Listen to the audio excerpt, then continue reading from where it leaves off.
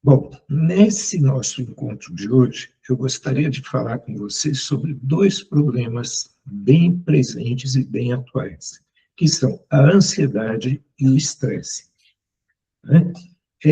Vocês sabiam que o Brasil é o campeão mundial de ansiedade? Isso não é dito por mim, isso é dito pela Organização Mundial da Saúde. O Brasil é o campeão, é o país onde as pessoas são mais ansiosas do mundo, né? E olha que nós temos países que estão em guerra. E, no entanto, nós, aqui na nossa pasta, conseguimos ser mais ansiosos do que os países que estão em guerra. Agora, vamos pensar o seguinte: o que é a ansiedade, né? A ansiedade deriva da tentativa de antecipação do futuro, deriva de querer saber do futuro aqui no presente. Mas o presente, como o próprio nome diz, é um presente, e ele só existe no aqui e agora. Tem um livro que eu gosto muito, chamado Fernão Capelo Gaivota, de um autor chamado Richard Bach. É um livro antigo, lá da década de 70 do século passado, né, em que ele diz assim, se não for aqui e não for agora, será quando e será onde? E isso nos orienta para uma coisa: aquela história de deixar para depois não existe, porque depois é um tempo que não existe. Tempo que existe é aqui e agora. Então, se eu quero fazer qualquer coisa, mas qualquer coisa mesmo, o melhor momento é agora. E o melhor lugar é aqui. Porque, tirando o aqui e agora, o que nos resta? Absolutamente nada. Então, o aqui e agora é o tempo para fazer aquilo que precisa ser feito ou aquilo que nós queremos fazer. E essa nossa ansiedade, essa nossa vontade de antecipar o futuro, é muitas vezes o que nos conduz ao estresse. Por quê? O estresse, né, como o próprio nome já diz, e como tão bem definiu Rancelier, é uma situação de luta ou fuga, é uma reação. E isso é importante a gente ressaltar. O estresse não é uma condição, ele é uma reação, né? E Rancelier definiu muito bem isso, dizendo que no estresse nós temos a sensação ou a vontade de lutar ou de fugir, né? Porém, hoje em dia, né, isso seria falado lá no século passado, nos dias de hoje nós já temos a teoria chamada teoria polivagal, né? E a teoria polivagal nos ensina o seguinte: dos dois ramos do nosso sistema nervoso autônomo, simpático e parasimpático, o estresse pode ativar qualquer um dos dois.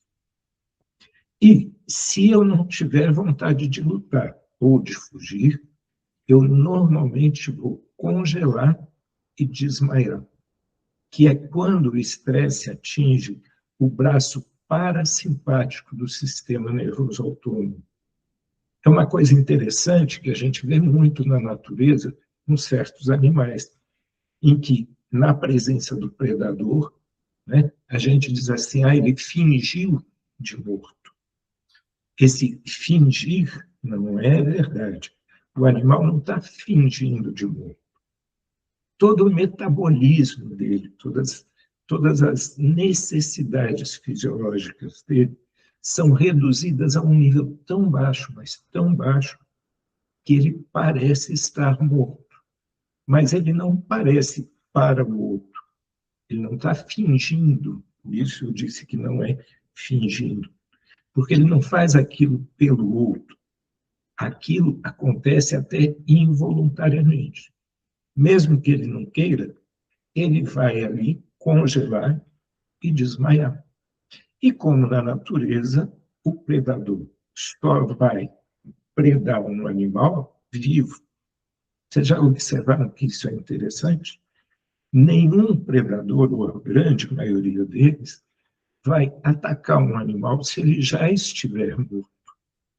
Matar o animal faz parte do ciclo alimentar desses predadores. Então, ele precisa matar para então ele comer. E quando o animal ativa o estresse via sistema nervoso parasimpático, ele simplesmente congela e desmaia. E todas as funções vitais ficam muito, mas muito reduzidas, ao ponto dele parecer realmente morto. Aliás, ontem ou anteontem, no jornal, eu ouvi uma reportagem muito interessante, né? Dizendo o seguinte, que eles estavam lá preparando, né, um cadáver para doação de órgãos. Né? Ele se inscreveu como doador de órgãos e foi dado como morto, estava em morte cerebral. E aí os médicos foram começar a cirurgia de retirada de órgãos, e a irmã desse rapaz que tinha falecido pediu, por favor, pelo amor de Deus, que deixassem ela assistir. E os médicos permitiram, claro. Afinal, retirada de órgãos de um cadáver não é nada assim que seja tão... Se a pessoa tem preparo, tudo bem. Então, permitiram que ela entrasse. E quando ela entrou, ela chegou na cabeceira, né, da maca, e ela viu os olhos dele mexendo. E ela disse, meu irmão não está morto, os olhos estão mexendo. Os médicos disseram, não, ele está, a gente viu a morte cerebral dele aí, ainda há pouco. Né? Só que, enquanto eles falavam, o rapaz realmente começou a se mexer. Não apenas os olhos, mas começou a ter movimentos de braço, de perna. Né? Saiu daquele estado. O que é que tinha acontecido? No acidente que ele sofreu, ele, ao invés de ativar o sistema nervoso simpático pelo estresse, ele ativou o sistema nervoso parasimpático. E aí todas as funções vitais dele desceram a níveis de um urso em hibernação.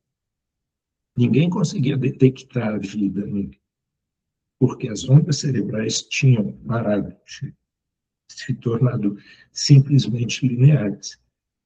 Então, o estresse é muito perigoso em vários sentidos, especialmente nesse sentido que eu falei, da luta ou fuga ou do congele e desmaio. Então, qual é o melhor modelo, a melhor maneira de lidar com o estresse? É realmente trabalhando a respiração. Tá? Lembrem que respiração é fôlego de vida. Você pode passar 3 dias sem comer, você pode passar 2, 3 dias sem beber água, mas sem respirar, você não passa 10 minutos sem ter um dano cerebral. Certo? Então é isso, pessoal. Estresse e ansiedade são as bases de todos os outros males, na medida em que eles atingem exatamente aquilo que a gente não controla, que é o nosso sistema nervoso autônomo. Ok? Muito bem, por hoje era isso. Um grande abraço a vocês e nos vemos na próxima semana.